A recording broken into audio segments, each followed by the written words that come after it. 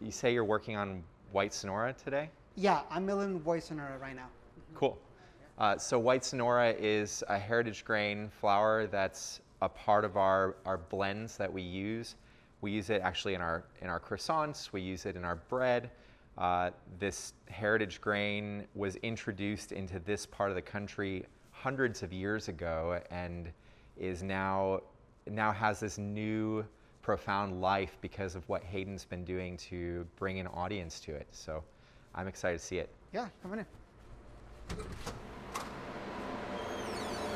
I've seen Hayden evolve over the years, much like Proof has. I remember it wasn't always in this room, and the mill did not look like 2 stories tall either. So what is this that we're looking, like what is all this stuff?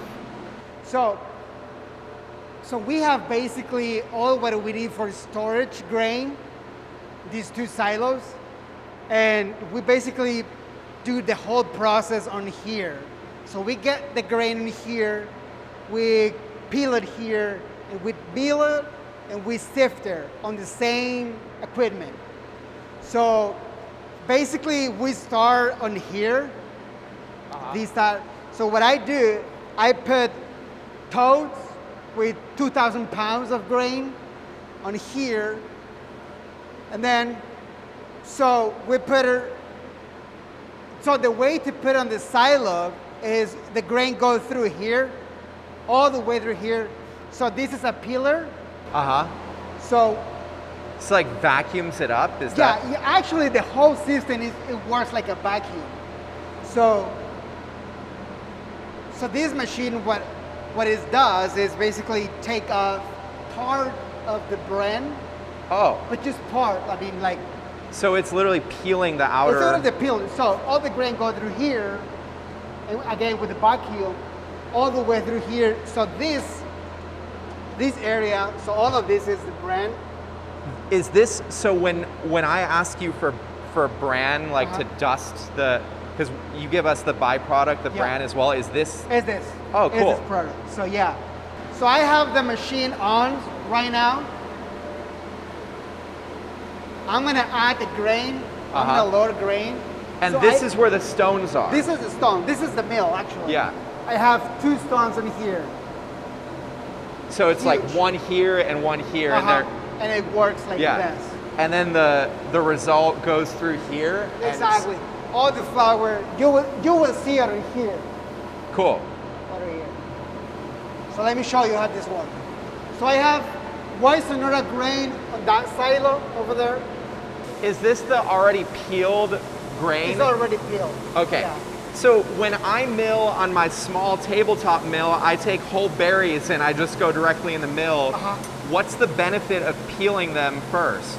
Okay, so, I mean, you know that if the flour has a lot of bran, the flour will be way heavier than it doesn't have it. So one of the reasons why we take part of the bran is to make the flour easier to work. Yeah. So, and I would say that we take off probably not even 20% of the bran. It's like 15, right? And that's why it's like type 85. Exactly. Is that? Exactly. Yeah. Can you actually?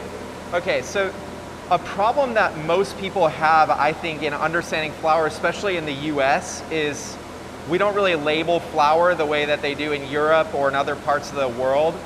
But could you give us a quick rundown of flour types from a milling perspective? What is type 85 really just means that you're taking that 15% away, right? Exactly. So usually 85, type 85, usually bakers use for artisanal bread. Yeah.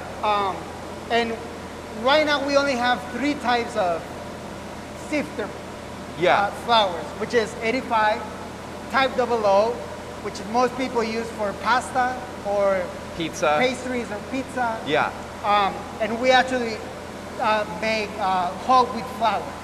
And so far, those are the 3 types. So the whole wheat flour doesn't go through the peeler, right? Exactly. That's the thing. So whole wheat flour, actually, what I do is use a bucket, put it direct to the hopper, and on this little side, the flour, the whole wheat flour goes through here.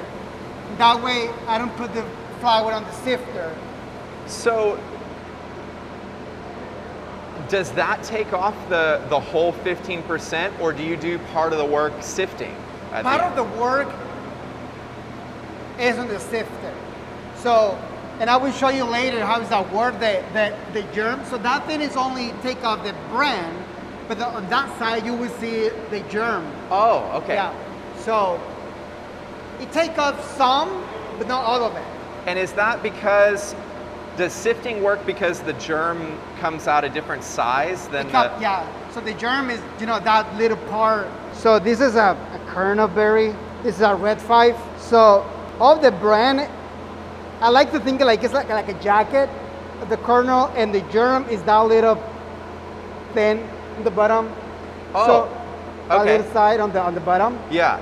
So that thing, it take off with the stones, but actually it can't go on the sifter because it's too big for the little, the screen. For the screen, yeah. Exactly. So, but you will see how they go on and then the inside is endosperm. Endosperm, which is, And people think of endosperm as white flour, right? Endosperm only equals white flour? No? No, not really. No, it's not like that. How does that work? So endosperm is between 75 and 80% of the kernel, and it's basically the white part. But that doesn't mean that it's just endosperm. So we don't make white flour because we keep some of the bran and some of the germ in our flours. Got it. So, but if you took out all the germ and all the bran, that's white flour then? That's white flour. Yeah. Got it. Yeah. Does this... But we don't blanch our flour. Can this stone mill even do that, or is the whole point of stone milling that part of the whole berry is preserved? Could you run this in a way that would get rid of it all? Not this equipment. It will be, they use a different mill, roller mill. Yeah. It's different, it's way different. And so it's steel, right? The roller mills are... It's steel. And what the steel does is burn the flour. So the flour is getting really hot, and what it does is lose the nutrients. I see. But that doesn't happen with the stones. Got it. So there's flour currently running from one of the silos through here, right? Is that, like you have this on right now, is it? Yeah, this is on, stones are on, everything is on. So what I need to do is move the stone closer and open the gate, and that way we're gonna have grain and mill. So let me show you how to. So right now the stones are like at this close. So I'm gonna put it together, and you will hear the stones as they're rubbing together. Mm-hmm.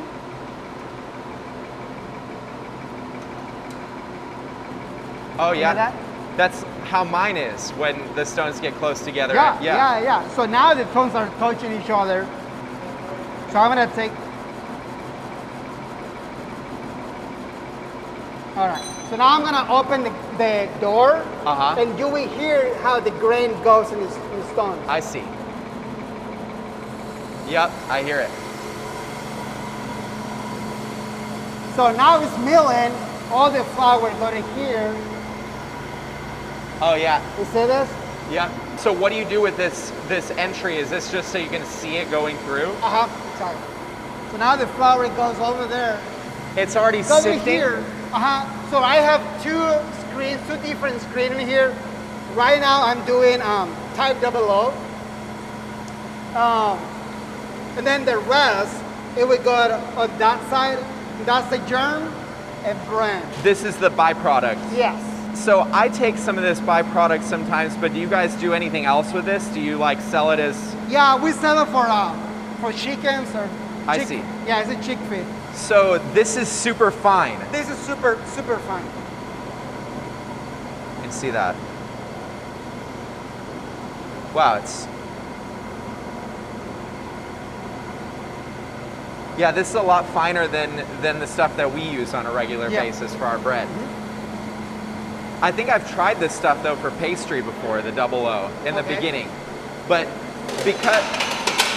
because you guys have to sift more, it costs more to produce this stuff, It costs right? miles because we lose A lot a more. lot of Yeah. on that side. Are we done now? Like you can take this and start bagging the flour at Oh this yeah, point? this is ready for bagging.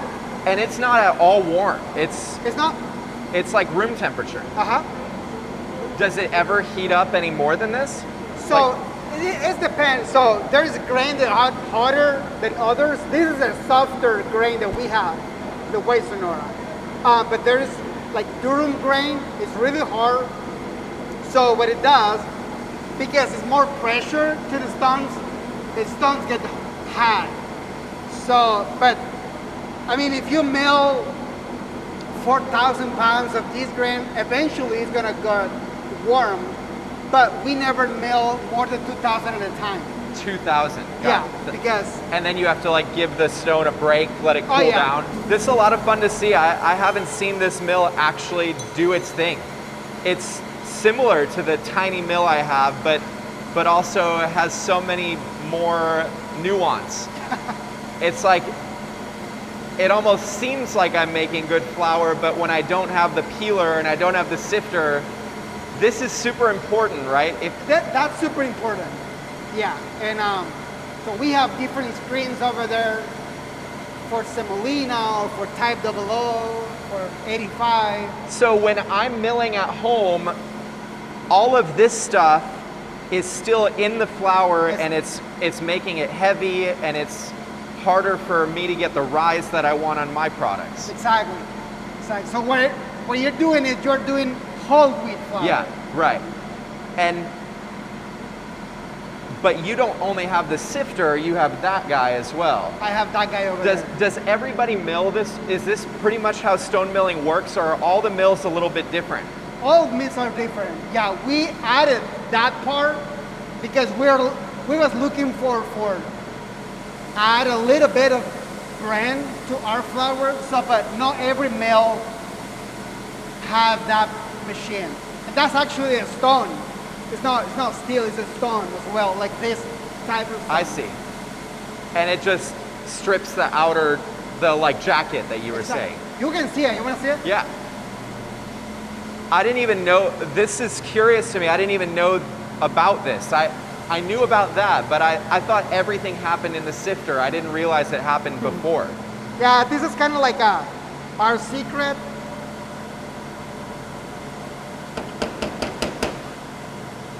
So you see all of this is Yeah. brand. Yep. And this is almost this like is- a filter, it looks like. Uh-huh. But this is what's actually cutting it. Exactly. So the stone isn't inside of this piece of metal. Yeah. So if you see, this is super, super soft. Yep. And it goes on that whole, go through over there. So then when you work with different grain, do you have to empty all the silos? You have to I do. process the whole silo and then put new stuff in it. Exactly, yeah, yeah. I see.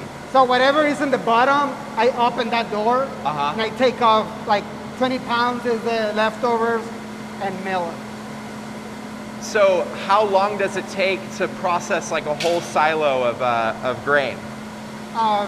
2,000 pounds, Yeah, about 4 hours. 4 hours. It depend of what kind of grain.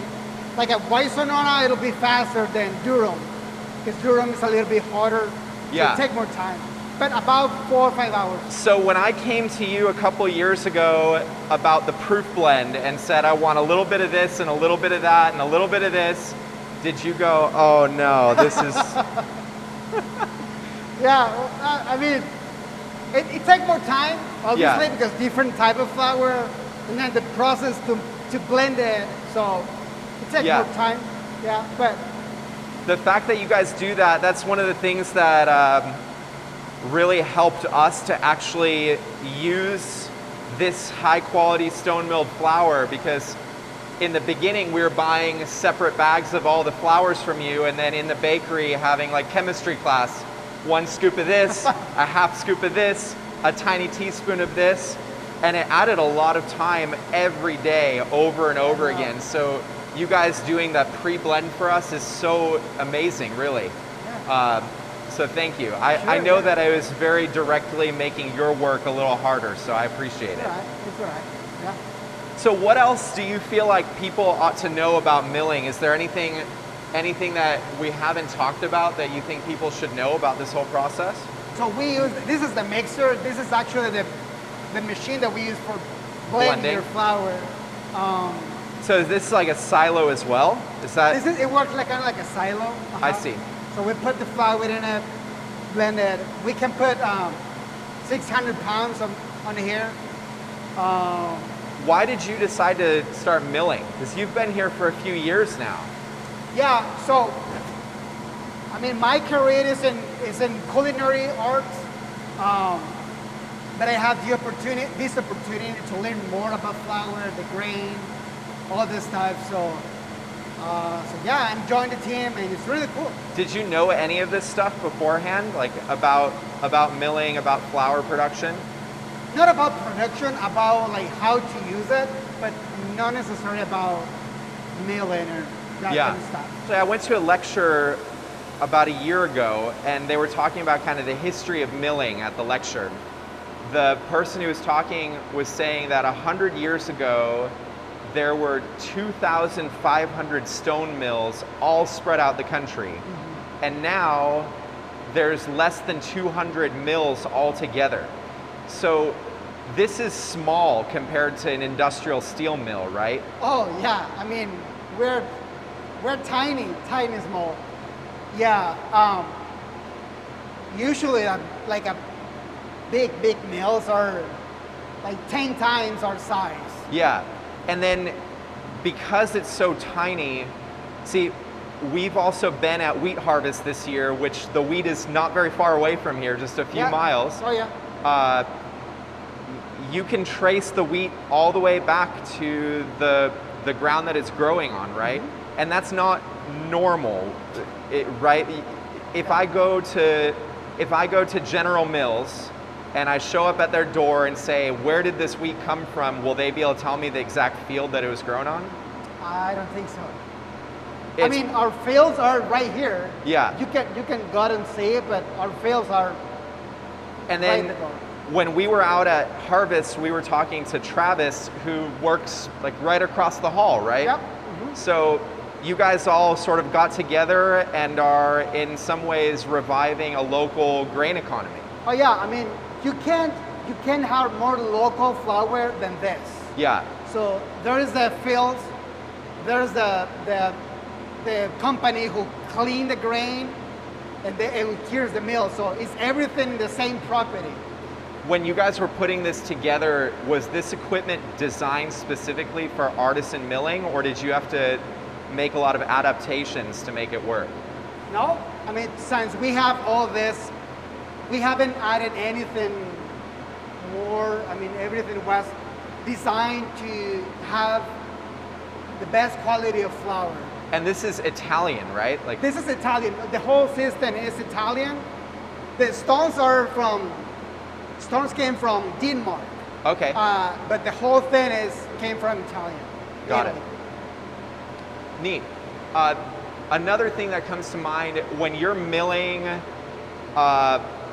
heritage grains, do they perform differently than the modern ones? Do you see any difference? Like white Sonora versus hard red spring? Yeah, you can notice. Usually, modern grain have more. You have more yield on the grain, because obviously they made that grain in that way that you can have more flour. Right. Right. And the heritage grain, you don't have as much as modern grain, but the texture and the flavor, I mean, it's way different. I could tell, you picked one berry and you could tell exactly the variety it was. Yeah. Is that like if you took all the varieties of berries you have, you'd be able to just identify them because they all look a little different, right? Yep, they look. Yeah, they look different. I don't think people know that. I think that people assume that most flour is just all the same. Because that's also what we've sort of, you go to the grocery store and doesn't it strike you that it's just like all-purpose or bread flour, and we don't really think too much deeper about it. But you've seen it just as much as I do, that each of these flours tastes significantly different from the other. Yeah. Oh yeah, definitely. Definitely. Yeah. No, not all flours are the same. Like as you say, but there's a different type of flour, and most people don't know. Most people just think, oh, just flour and that's it. Yeah, our goal with this stuff was, can we take local Arizona grains, blend them together with a sourdough process, and make bread that really tastes a little bit different than bread that you can find anywhere else, because no one else is going to use the exact same grains. Exactly. So that's cool. Thank you. This has been really fun to see, and I hope everybody can, because we just recently did a small milling video where we were doing some multigrain and cracking grains to put in the. So it'll be really interesting for everybody to see, going from the small tabletop mill to, you know, how we get all of our flour otherwise. So thank you for showing us all this. Yeah.